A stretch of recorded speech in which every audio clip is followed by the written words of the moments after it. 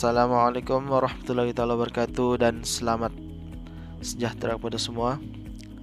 Hari ini saya ingin membuat satu tutorial berkenaan dengan DFS ataupun Depth First Search.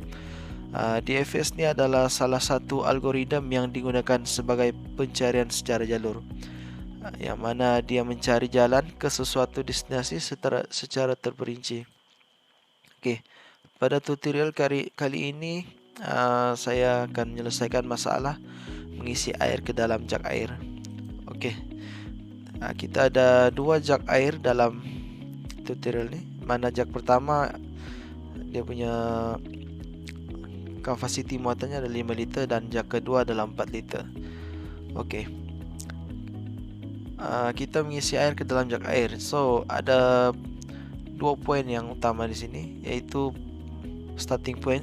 Kita tahu kosong-kosong, di mana kondisi jak air itu adalah dalam keadaan kosong. Maksudnya jak pertama kosong dan jak kedua kosong, itu maksudnya.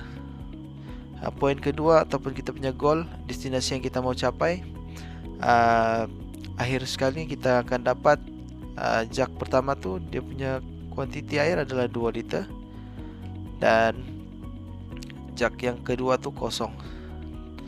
Okey, langkah-langkah yang kita buat adalah pertama kita isi jak 1 dan jak kedua, dan langkah yang kedua kita kosongkan jak pertama dan jak kedua, dan yang ketiga kita pindahkan air jak pertama ke jak kedua. Okey, initial point ataupun starting point, di mana keadaan jak masih lagi dalam keadaan yang kosong tanpa air.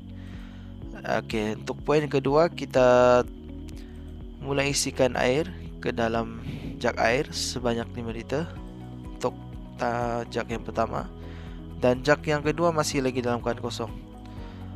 Kemudian kita pindahkan daripada jak pertama tu 4 liter kepada jak 2 tu kita isi 4 liter, dan di jak 1 tinggal 1 liter sebab tadi jak pertama ni dia punya kuantiti ataupun isinya adalah 5 liter.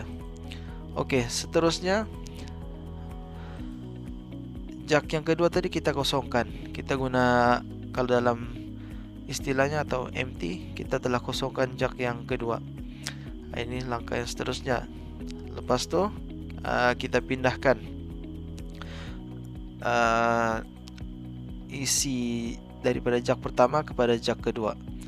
So sebab itulah kenapa jak pertama sekarang kosong. Okey, seterusnya kita isikan semula jak yang pertama tadi kepada 5 liter air, dan lepas tu jak 2 masih lagi dalam kondisi yang asal yang sebelum ni. Okey, selepas tu daripada jak pertama tadi 5 liter air, kita pindahkan 3 liter ke jak yang kedua. So sebab itulah kenapa kita dapat 4 liter. Atau kita boleh nampak di sini equation ni 3 tambah 1. Jadi daripada sini 3 liter kita pindahkan ke jak yang kedua ni 3 liter. So di sini tadi ada 1 liter. Jadi 3 tambah 1 sama dengan 4 liter. Okey. Dan akhir sekali kita kosongkan jak yang nombor 2 ni.